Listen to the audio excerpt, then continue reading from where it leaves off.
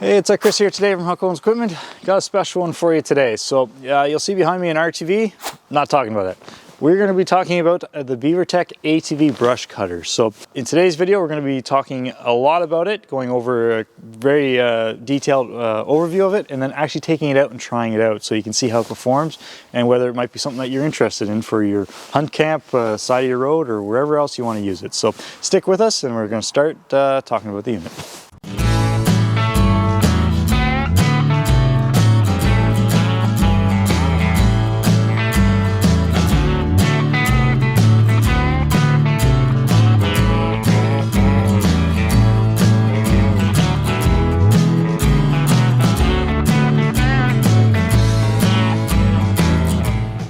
So whenever you start talking about a Beaver Tech ATV brush cutter, well, most people ask, what are those things? Well, first off, Beaver Tech, they are a company out of Quebec, so this means it is a Canadian-made product that makes a lot of different brush cutters. So basically, if you can think about mounting it on something, they probably have a brush cutter for you. You'll see them, from behind ATVs, you'll see them on tractors, excavators. They even make a lot for snow groomers. So there's a lot of different cutting heads, mulch heads. They do pretty much everything. They generally try and use the same kind of cutting bars or mulch heads to kind of get through everything, save on parts and stuff, but different ways of going about it. So a very interesting company. We're quite happy to be selling them, and they are a good product. And then what is an ATV brush cutter? Well, basically it is something that you're going to be using with an ATV or side by side. We have it hooked up to a Kubota today, but it doesn't really matter what's out front. It could be the ATV. It's basically whatever pulls this nicely.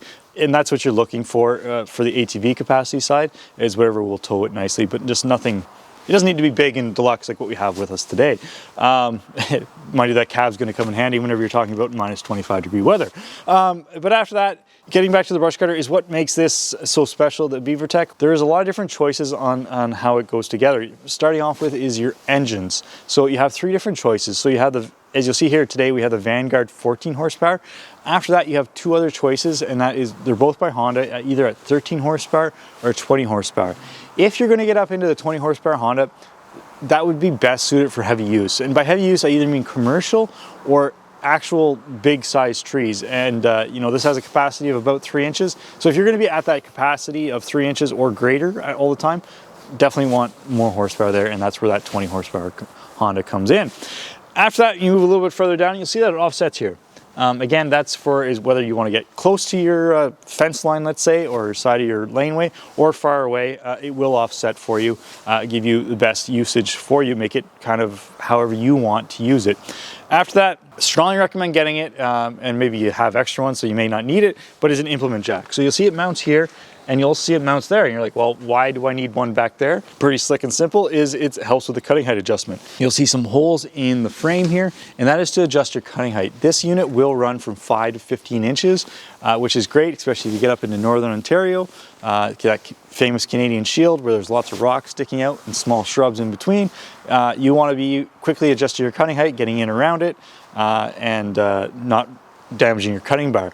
Again, it is easy, quick, and simple to adjust that cutting height, but it isn't just a pin, which is nice. So you're like, well, I do want to do it quick. Well, it is going to take a little bit of tools to adjust, but at least it's going to be set there. You don't have to worry about things falling apart on you or a pin falling out and then you're down for the day or the afternoon, whatever it may be. After that, when you move a little bit farther down there, you'll see the tires themselves.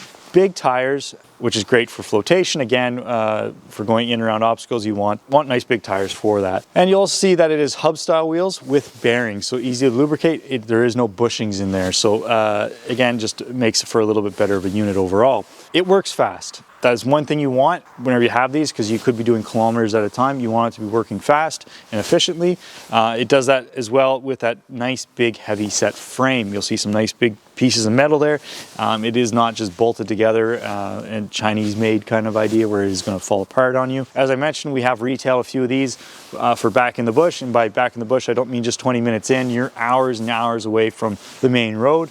you don't want this thing breaking on you, so they do last. So now let's jump to the other side of this unit and talk about this cutting bar. So whenever you get around to the cutting bar, this is where the magic happens kind of idea. This is going to cut you know, between that 2 to 3 inch capacity. You can go larger than that. It's just going to be, you're just going to have to take your time going through it. Again, I don't recommend like a 12-inch tree. There's nothing stopping you from doing that. It's just going to take you a while to get through it, because it's basically a spinning bar. It's on a tube there, so that means it has 4 sides to it. It means 4 cutting bars. Each cutting bar itself, you can easily unbolt it. The longevity of that cutting bar is going to be roughly 150 to 200 hours is what's advertised. I think that's probably on the high side. I think you're probably going to be in around that 100 to 150 hours, depending on what you're hitting and bouncing off of. Again, they do come with a sharpening tool, so again, you can sharpen them up and last a little bit longer. The width of that is 36 inches. So again, with that offset, whatever you want, you can get close to things or farther away, but it is a cutting width of 36 inches. It is belt driven. They all are. It's nothing special on that, but it is that engine powering a belt. So again, you don't want to just sit there and smoke it off. It's just going to cause you issues kind of idea. But so if you do come up against obstacles, just don't let it sit there and spin. Or not spin, I guess, and smoke your belt. So now let's jump to starting up this engine. It is electric start, and then let's bring that demo to you.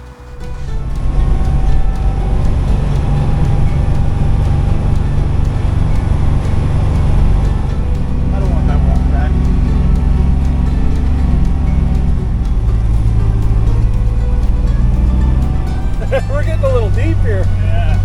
When did this happen?